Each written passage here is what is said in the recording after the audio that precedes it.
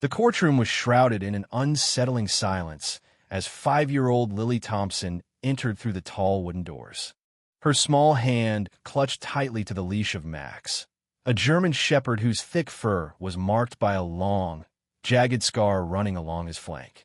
Every pair of eyes in the room turned toward her.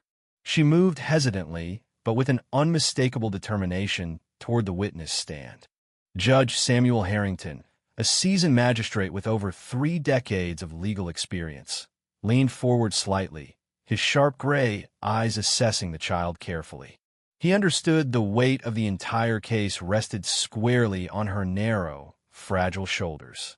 Lily was the sole witness to an attempted abduction. A conviction would mean putting a dangerous man behind bars for life. But there was one formidable obstacle. Lily hadn't spoken a single word since the traumatic event. Across the courtroom, Gregory Mathers sat composed at the defense table, his expression unervingly calm, even smug.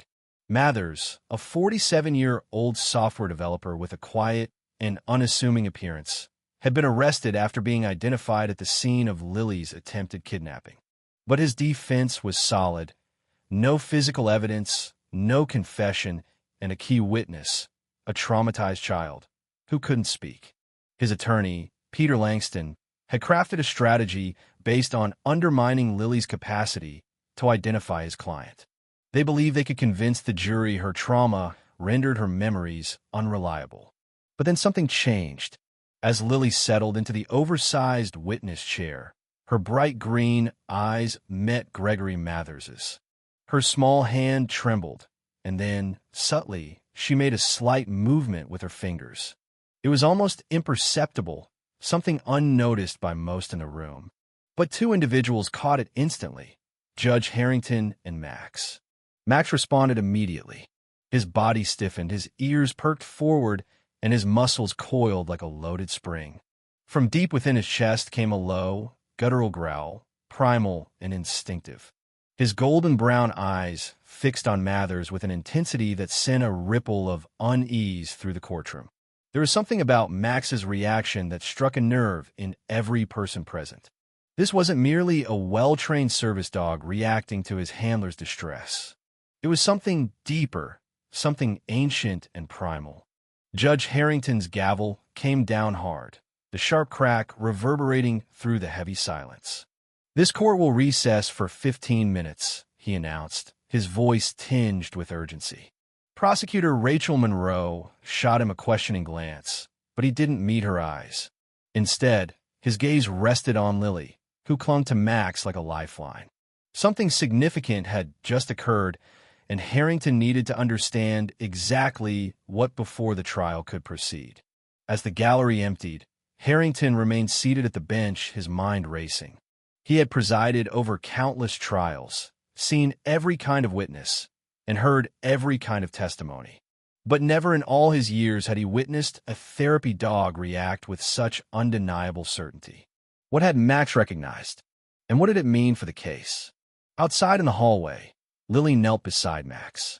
Her tiny fingers threaded through his thick fur, holding tightly, as if he were the only thing anchoring her to safety. Her mother, Evelyn Thompson, crouched beside her, smoothing back her daughter's curly hair with a shaking hand. "Sweetheart, are you okay?" Evelyn whispered. Lily said nothing. She didn't need to. Her grip on Max tightened, her small body pressing into his side. Not far away, Special Agent Thomas Keller, the lead investigator on the case, watched silently. A grizzled FBI veteran with salt and pepper hair and an unshakable intuition, Keller trusted his instincts. And right now, they told him that whatever had just happened in that courtroom had changed everything. He stepped closer to Judge Harrington. "That dog knows something," he said quietly. "I bet my badge he recognizes Mathers." Harrington exhaled slowly, his sharp eyes narrowing. "Then we need to figure out from where." Inside the defense's private room, Gregory Mathers sat opposite his attorney, Peter Langston. Alone, his smug expression gave way to something darker, colder. His fingers tapped restlessly on the polished oak table as he replayed the courtroom moment over in his mind. "She knows," Mathers muttered under his breath. Langston frowned. "What?" Mathers forced a smile. Nothing, he said, though his mind was already racing. He hadn't considered the dog. That damn dog might be the key to unraveling everything. As the recess came to an end, Judge Harrington adjusted his robes and drew a deep breath. He was not a man who believed in coincidence, and his instincts told him that Max had just given them the most crucial clue of the trial. It was time to dig deeper. For the first time since the case had begun, Harrington felt the tide shifting. Before the silence, before the terror that stole her voice, Lily Thompson had been a vibrant, talkative little girl. At 5 years old, she was the kind of child who filled every room with stories about princesses and dragons, her laughter echoing through the halls of her family's modest home. She loved bedtime stories, coloring books, and making animal sounds that made her mother laugh until she cried. She had never known fear. Not until that day. It was a perfect spring afternoon. Warm sunlight filtered through the budding trees. Evelyn Thompson watched from the kitchen window as Lily twirled in the backyard, her pink dress flaring like a dancer's. Evelyn's husband, Daniel, was due home in an hour, and she was debating whether to start dinner or wait. At 3:42 p.m., Evelyn's phone rang. It was her sister calling from out of state. Evelyn stepped inside for what she thought would be a quick conversation. For minutes. That was all it took. When she returned to the window, the yard was empty. The gate stood ajar. A wave of cold terror shot through her chest. Then she saw Lily, standing motionless near the sidewalk, a black van idling nearby. A man crouched beside her, smiling too warmly. "I have puppies in my van," he was saying, his voice smooth and practiced. "Special ones. They need a little girl to take care of them. Would you like to see?" The world slowed.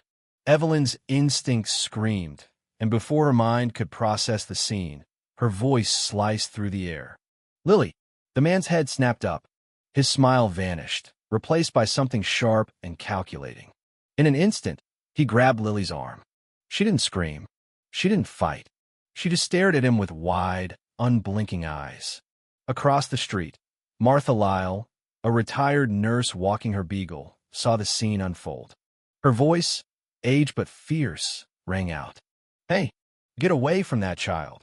The man hesitated. His grip loosened. That was all Lily needed. She yanked her arm free and ran. Evelyn scooped her daughter into her arms as the van's engine roared. The tires squealed as the vehicle tore down the street, leaving black streaks behind.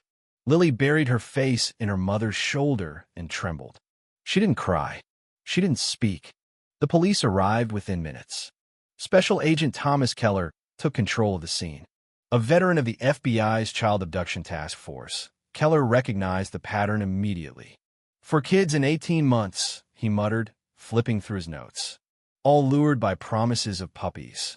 His partner, Agent Lisa Delgado, crouched beside Lily. "Sweetheart, can you tell us what the man looked like?" Silence. Evelyn's voice trembled. "Honey, it's okay. You're safe now. Can you tell them what he looked like?" Lily clung to her mother, silent. "She hasn't said a word since I grabbed her," Evelyn whispered, tears filling her eyes. Delgado exchanged a look with Keller. "Selective mutism," she murmured. Keller rubbed his temples. "Without her statement, we don't have much." Martha Lyle stepped forward. "I got part of the license plate," she said firmly. "First 3 letters, YTZ. It was something." But in the days that followed, Lily withdrew further. She stopped playing, stopped drawing, refused to leave the house. She barely slept, and when she did, her body thrashed in silent terror. Her parents tried everything, stories, toys, even her favorite meals. Nothing reached her. One night, Evelyn sat across from Daniel at the kitchen table, hollow-eyed with exhaustion. "The therapist recommends a support animal," she said quietly. Daniel sighed. "Will it help?" "I don't know," she admitted, "but I'm willing to try anything." And so they found Max. Dr. Sophia Reynolds' Animal Therapy Center smelled faintly of antiseptic and pine shavings. Max lay on a thick orthopedic bed by the window, his deep brown eyes following everything with quiet intelligence. Once, he had been one of the finest K-9 officers in the city. 3 years ago, during a hostage rescue, he'd lunged at a suspect holding a knife. Max subdued him, but not before the blade cut deep into his side. The injury ended his career. He was set for euthanasia until Dr. Reynolds intervened. She adopted Max, convinced he still had a purpose. Evelyn watched nervously as Sophia knelt in front of Lily. Lily, this is Max. He's very special." Lily said nothing. She stared at the dog warily. "You don't have to do anything," Sophia said softly. "Max will wait." Minutes passed. Then Lily stepped forward, extending her hand. Max didn't move until Sophia nodded. Then, slowly, Max lowered his head and stepped forward, breathing warm air into Lily's palm. Something shifted. Lily's fingers curled into Max's fur. She didn't let go. Weeks passed. Lily and Max became inseparable. Slowly, she began to draw again, crayon sketches of herself and Max standing together against shadowy figures. One afternoon, as Max performed a simple trick, Lily whispered, "Good boy." It was the first time she'd spoken since the attack. The trial resumed. As Lily sat in the courtroom, Max by her side, she pointed directly at Gregory Mathers. Max's growl followed. What happened next would unravel everything Mathers had tried to hide. From forensic evidence at a remote cabin to a missing girl rescued alive, and the revelation of Mathers' true identity as a serial predator, it was Max and Lily's silent courage that turned the tide. When Mathers changed his plea to guilty, the courtroom erupted. Lily whispered to Max, "Thank you." And some bonds, forged in fear but strengthened by love, would never be broken.